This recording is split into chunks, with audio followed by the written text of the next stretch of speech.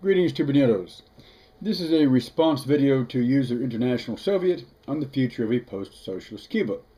I've included the link to the original in the low bar for you to check out if so inclined. His contention, which is 100% right by the way, is that the beneficiaries of any post-socialist scenario in Cuba will not be the common people, los humildes, as they were once called, whom Fidel Castro once defined as the people to whom all is promised and whom all deceive. No, the beneficiaries of the estate will not be the people who devoted their lives working it, but three groups of vultures. One, the current bureaucratic bourgeoisie of the ruling vanguard, the CEOs and middle management of the Cuban Communist Party. Two, the exiles and emigres centered in Miami, who are out to pick up where they left off in 1959 and put the Cuban state treasury in their back pocket, as they once did in the merry old Cuba of yore. And three, last but far from least, international corporate capital based in El Norte, who will hognose aside anyone in its way to get to the trough of state or swoop down from above to sink their talons into the still living flesh of the prostrate island. Just as these groups looted the former socialist states of Europe 2 decades ago, they're poised to make a killing in what's left of Cuba Socialista once the Castro brothers kick the bucket, and the forces of global capital force the country to open its doors like a tear gas grenade tossed through a window. The future of Cuba would thus parallel the fate of Poland in 1990-91, when the most extreme form of Thatcherite Friedman Reaganomic shock therapy was forced onto the country by the ex-labor organization Solidarity. Intellectuals like Adam Michnik, Leszek Balcerowicz, and Tadeusz Mazowiecki had quietly sold out to the Reagan White House during the martial law years of the 1980s, as the CIA kept Solidarity alive and allowed its revival. Come glasnost and perestroika, People's Poland grants political pluralism to its opposition. This is rewarded by that opposition treating the country like a golden piñata to be cracked open while they scoop up all the cascading goodies and stuff them into their pockets.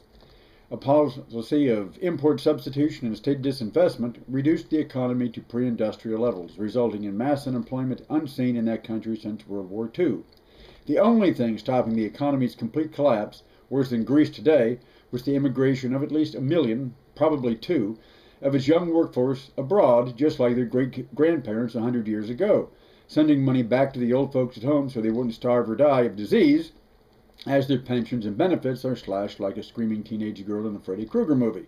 Interesting in that the evil communists who took over in 1944 came in on a promise of full employment, land reform, and post-war reconstruction, while their democratic successors showed their commitment to the Polish worker by putting him out of a job, to the Polish peasant by letting him sink into Appalachian misery, and to the country as a whole by wholesale deconstruction at the orders of transnational investors.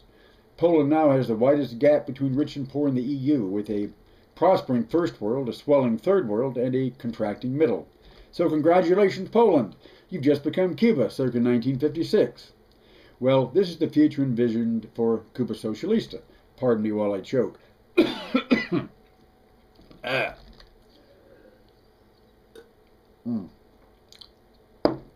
Yeah. Yeah, those that stayed behind and suffered and worked through all the twists and turns of the revolutionary process are the ones most deserving to decide the future of the country by any ethical standard. But what do ethics have to do with any of the three groups described earlier? There is the added danger that, as Cuba returns to its pre-revolutionary social, economic, and political order, of its traditional instability returning as well, of an outright civil war between Los Pinchos, the party elite, and the returning exiles, with the latter aided by U.S. investors and the U.S. government, who will find some pretext to intervene on their side and complete the reform process by a humanitarian intervention. This time the Bay of Pigs will be repeated, not on a viral young revolutionary regime, or even a doddering old one as in Libya, but as a coup de grace on a prostrate country deliberately reduced to near death. Hence the brother Comandante Raul Castro's desire to preempt the process by introducing a market regime now to initiate the process and keep it under control and not leave it to others to initiate or institutionalize. This preemption strategy has always been key to the survival of the Cuban Revolution, and it may work this time too. Whether it will bring any benefit to the island's people or just open a can of worms to be exploited by the other two parties can't be known as yet. But it's interesting to note just why the Cuban Revolution developed as it did, and what these parties hope to regain. For one thing, it's bad form for the Cuban upper and middle classes who deserted the island to think they have any right to a say in its future. If they had stayed, the revolution might have evolved somewhat differently. Again, to raise the example of the former communist countries of Central Europe, in Poland, the Czech Republic, and in Hungary, the pre-war middle classes stayed mostly at home. As in Cuba, they were demographically small relative to the larger population and concentrated in the capitals, but they carried a clout beyond their numbers. The liberality of Central European socialism owed a lot to the fact that this class stayed put and forced the new rulers to come to an operative social détente. With the exception of East Germany, whose middle classes had their own Miami they could run off to, scraping over barbed wire rather than shark's teeth. It's no accident that East Germany was the most rigid and uncompromising of the group precisely because it didn't have to be otherwise. It exported its dissent just like Cuba. But as over, the tyrant Castro wouldn't take advice or moderate himself for anyone. Except that's not true. The first 18 months or so of the revolution in power saw a relatively mild reformist social democratic regime precisely because the guerrillas in power had a strong middle class opposition to anything stronger. Before the implementation of a fully socialist program, sufficient numbers of this class had to be squeezed into immigration, and the revolutionary government was glad to help, even if it cost the overall economy and standard of living in the short run. Deserting the country provided the Cuban middle class, not all of which did leave, by the way, with a comfortable new life for them and their children and freedom, as they conceived it. But in so doing, they forfeited the right to any say as to what went on back home. If they had stayed, they would not have the prosperous lifestyle that many, by no means all, Cuban Americans enjoy in South Florida. But again, the revolution would have had to accommodate this population through some working arrangement, as did the communist parties of Prague, Warsaw, and Budapest. Instead, Havana and Miami were turned into a Caribbean East and West Berlin.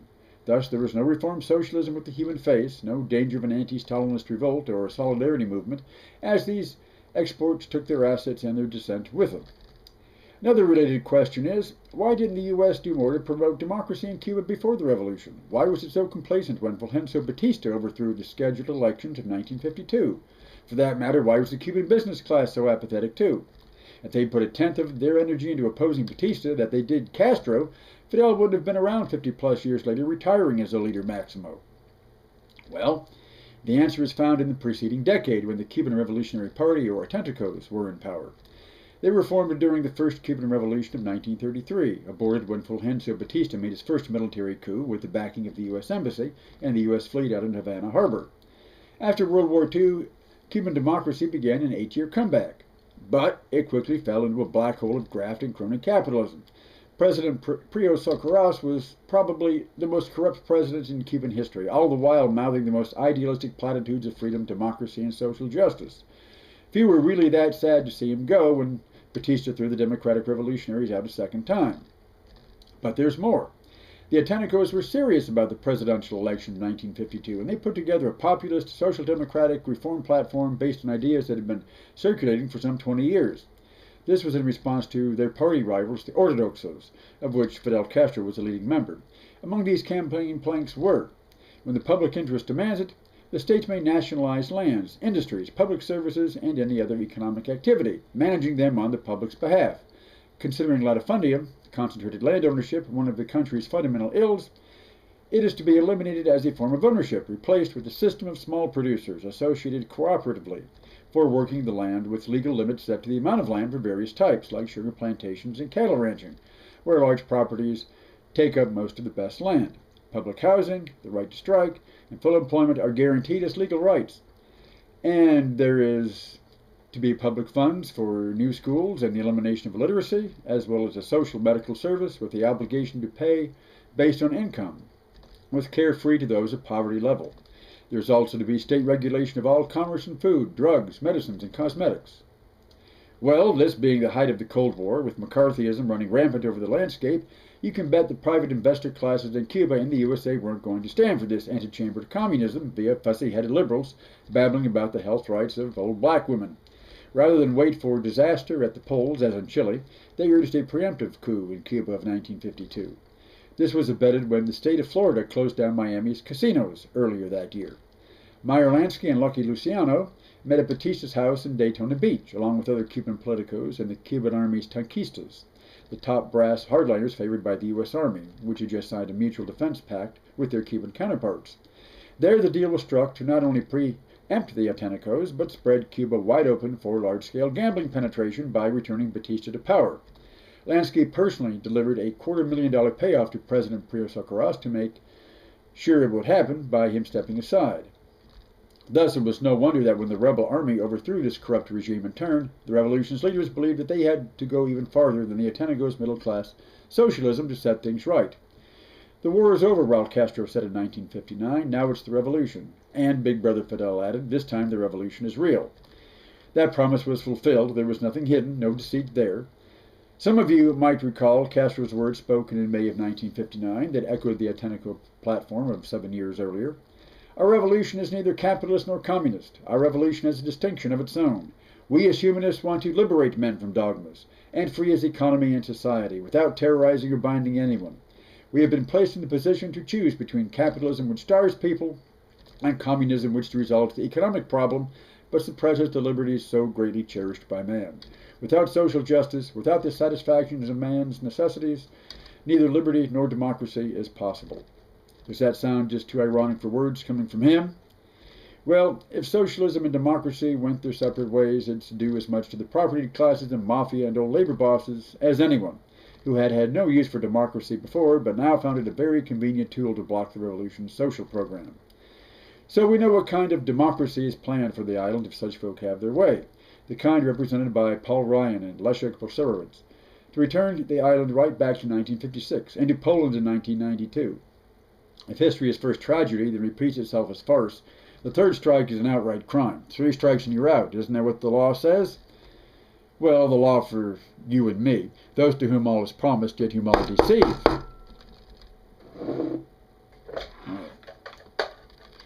Hello? Who? Madam Hillary Clinton? It figures I'd hear from you.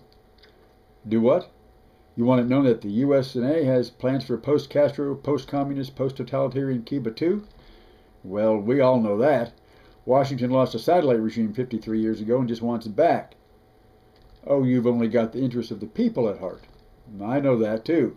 Like in Libya and Syria, like the Walton family of Walmart that greased your way to Washington. Got to turn the Cuban masses into free consumers so they don't have to stand in line for chorizos.